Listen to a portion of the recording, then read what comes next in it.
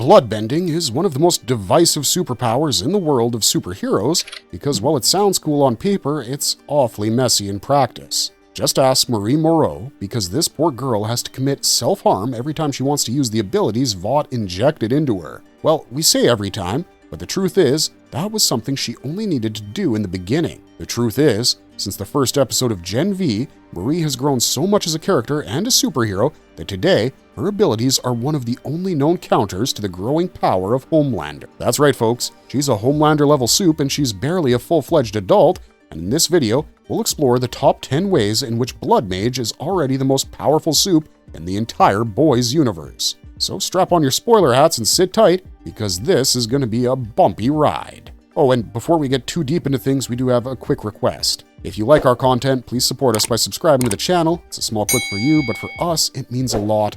Thank you. Let's begin.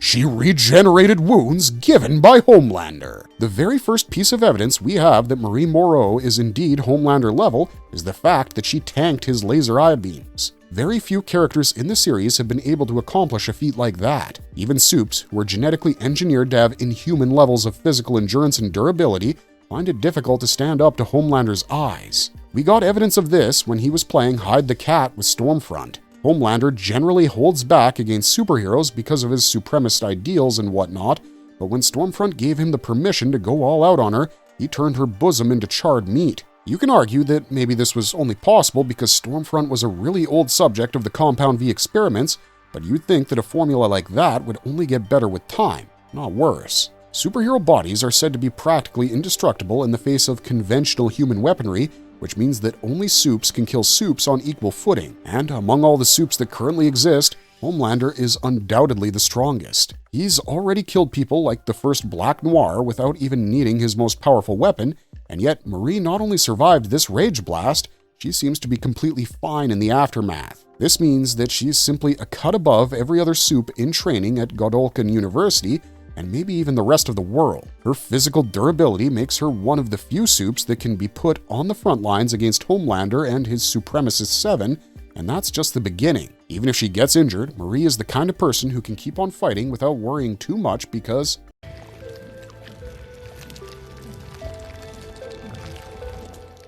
she can use her injuries to her advantage. In the first episode of Gen V, we were introduced to the activation mechanic of Marie's abilities. She would take a knife, open a gash on her palm, and blood would flow out of it, waiting to be used however she desired. Now, you'd think such a grisly method of activation would limit her from using her powers too much, right? And you'd be correct in a way, because this implied self-harm is half the reason Marie doesn't show off in public. But here's the thing. In an actual battle scenario, this activation method works to her advantage because she doesn't have to wait to cut herself open to use her blood. Superhero showdowns are extreme in the boys verse, and Marie's opposition might just fulfill the activation conditions for her. By allowing herself to get injured, she can bait people into falling into her sanguine traps, and more than that, it becomes a psychological weapon for her. Imagine you're fighting an enemy who gets stronger the more you cut them open. How would that make you feel? Pretty scared, right? And especially when they start wielding their own blood like a pair of bladed whips. And with her ability to return her own blood to her body,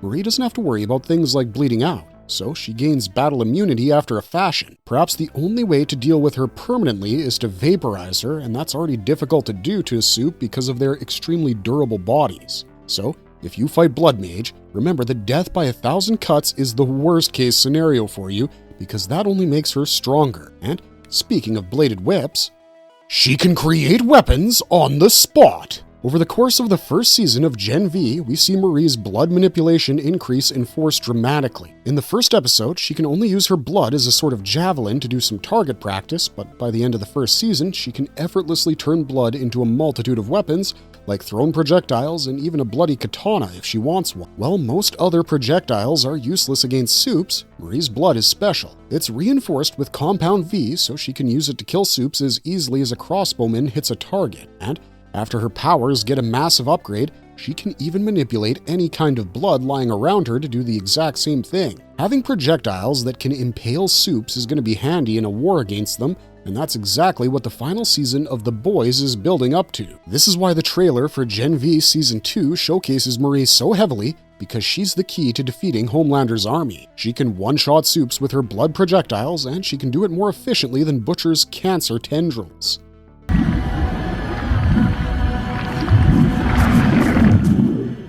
She can detect enemies and their physical condition from a distance. One of the more difficult aspects of war is scouting your enemy. It's hard to get a proper lock on people who can hear you coming from miles away, and determining their physical conditions is even more difficult. But Marie can do both of those things from a distance, and it's all thanks to her blood-based powers. In Season 1 of Gen V, we see her developing her sensory skills. Though she can't exactly do a mathematical analysis of how many enemies are in a given location and what their movements are like, we suspect that's not too far out of her reach. Marie can sense blood in her immediate vicinity, and through training, she can increase the range of her sensory abilities farther than we can imagine. When you combine that with her ability to tell exactly what's going on with someone else's blood, it turns her into a scarily accurate tracker and scout. For instance, she could tell that Emma's menstrual cycle was about to begin with immense accuracy. This is just one example of all the ways in which Marie can glean information about her enemies using her powers. If she works harder on honing these skills, there's no telling just how far she'll be able to take her analysis, and information is king in any sort of conflict. Homelander is the type to fly into a situation completely blind and figure out what he's going to do as he's engaged in the situation. Without Sister Sage, he probably would have destroyed the world already, and Sage is the best intelligence officer in the entire series. Marie's powers will potentially act as a counter to hers, and if that happens, then it gives the good guys a lot more options in terms of strategy and counterattacks. But what if nothing they come up with works out and Starlight takes a massive neck wound that makes her bleed out in a couple of seconds? Well, not to worry, because Marie has that covered too. Her powers can heal fatal wounds. One of the coolest moments in Season 1 of Gen V was when Marie cleaned up collateral damage to a civilian using her blood-based powers. This particular civilian got caught up in the crossfire of a Supe argument and started bleeding so profusely you'd have thought someone attached a hose to their arteries. But Marie was able to force all the blood they'd lost back into their bodies and close up the openings just enough to save their lives. This feels more like a support-based ability, but the thing is, support can mean life or death on the battlefield, and with the power to basically negate wounds that can become fatal, Marie is the difference between life and death. Usually, when a person gets impaled with a spear or something, the internal organ damage is secondary if the spear didn't strike a vital point. The blood loss is what kills you first, but if you can stop that, then you can save someone from an injury that should have definitely killed them under normal circumstances. Marie changes the status quo with her power to manipulate blood because she can make it so that her allies just never lose any of it and therefore can keep fighting to their heart's content.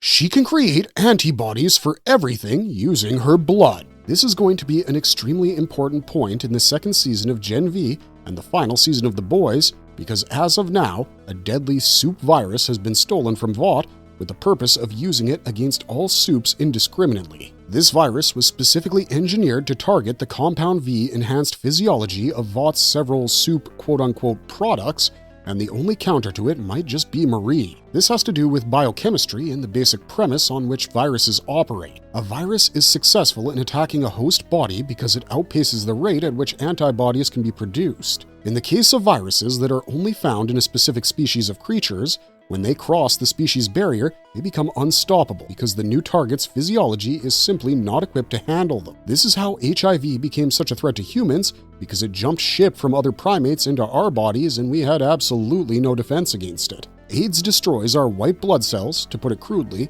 and that's why people become immunocompromised. But if Marie can control her powers down to the cellular level, then she can theoretically control the production of both red and white blood cells, and it's the latter that will be extremely important to this franchise going forward. If she's able to capture even a small portion of the Supe virus, isolate it within her body, and manipulate her white blood cells to produce antibodies, she can become a living vaccine, turning her blood into the very thing that can save her Supe enemies' lives. Now, yes, intentionally exposing yourself to such an agent is a foolish thing to do, even for someone like Marie, but she might not have that choice. Even so, if she's able to increase the white blood cell count of any kind of blood outside of her body, she would still be able to do what we just said, and that power can become the greatest bargaining chip against Homelander's faction. All Supes have dissenting opinions on who's superior to whom and who should rule the world, but all of them agree on one thing: living is better than dying. If the virus becomes active and Homelander's faction is exposed to it,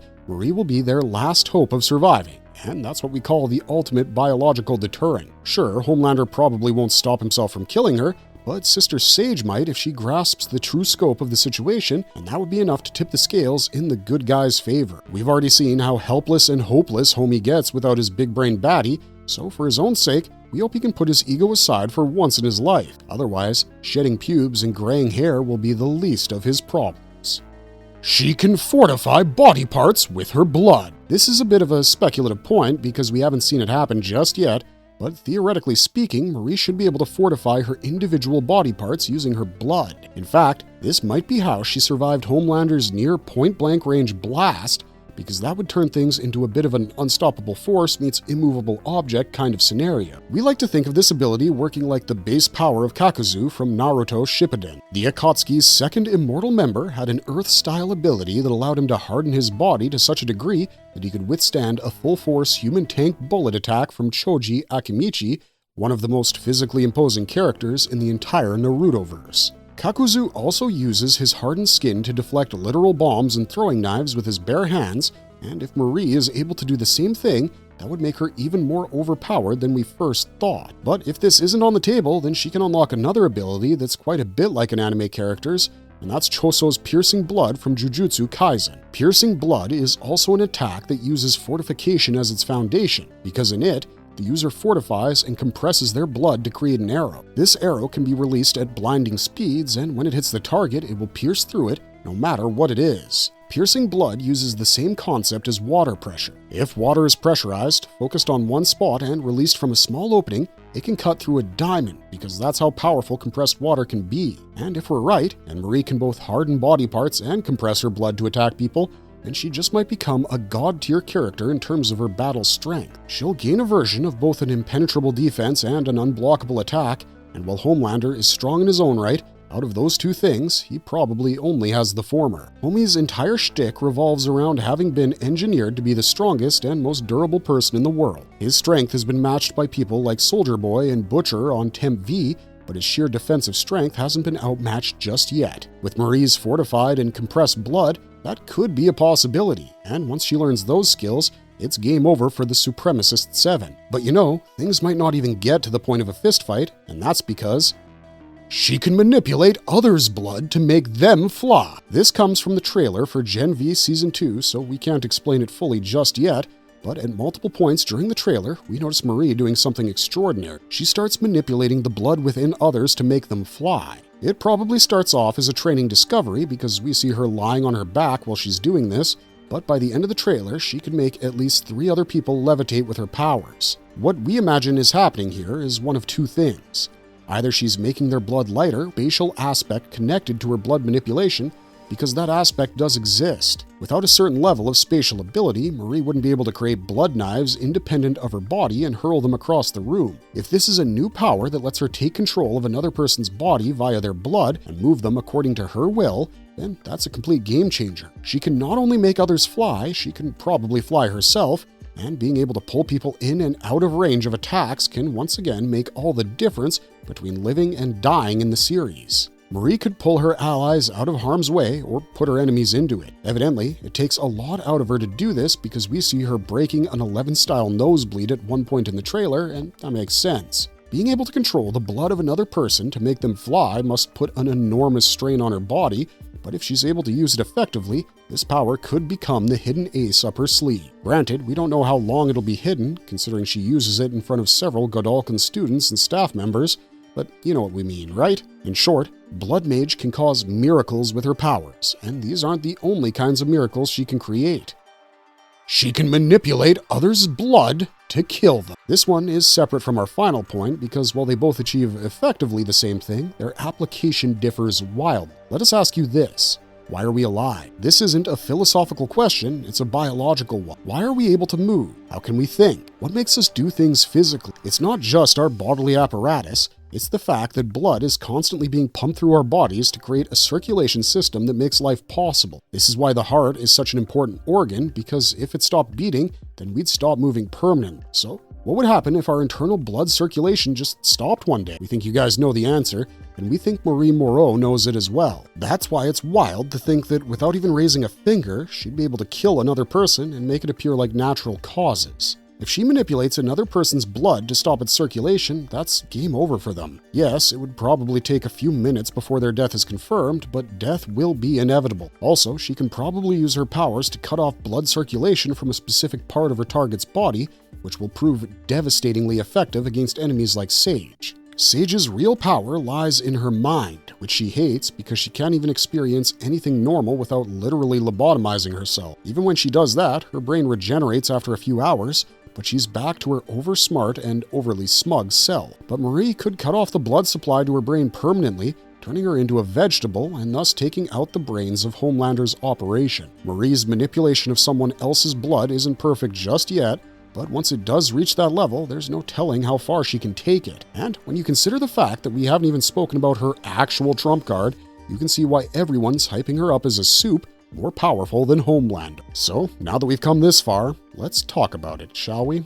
She can become a more lethal head popper than Newman. The revelation that Marie and Newman had the exact same powers and abilities was a major one, because it confirmed one thing for us beyond a shadow of a doubt, that Marie will be able to make Homelander's head pop without question. The main reason that Homie allied with Newman in the first place was because he was wary of her abilities. He knew that it might take a lot out of her, but she was capable of killing him via pulpy head explosion, which is why we think that even if he figures out she's dead, he won't be too sorry about it. But Victoria told Marie that she's even more powerful as a blood manipulator than herself, which means that if Marie accesses her full dormant potential, she should be capable of making heads explode the same way that Valentine's neural devices caused fireworks in the first Kingsman film. In fact, we get a taste of this during the trailer, where we see Marie make a person's midsection burst open and then uses the blood gushing out of it as weaponry. So, technically speaking, all she needs to kill the strongest being on Earth is range, because once she's close enough to Homelander, his brain will turn into particularly crimson popsicle. And yes, we do mean popsicle in the sense that it will pop open all over the place, but if you put all of these factors together, you start to see how Marie Moreau might actually be the strongest Supe in the Boys franchise, and that's why we can't wait to see Gen V Season 2. Marvelous verdict! Having said that, this is as far as we go, so let us know your thoughts in the comments down below. Don't forget to like, share, and subscribe for more Gen V and The Boys content, because we're entering the endgame for this franchise, and we'll stay on top of any and all developments. We'll see you guys real soon with another Supe-based video, so until then, stay safe. If you ever feel like your head's way hotter than it should be, brace yourself, because it might just get popped.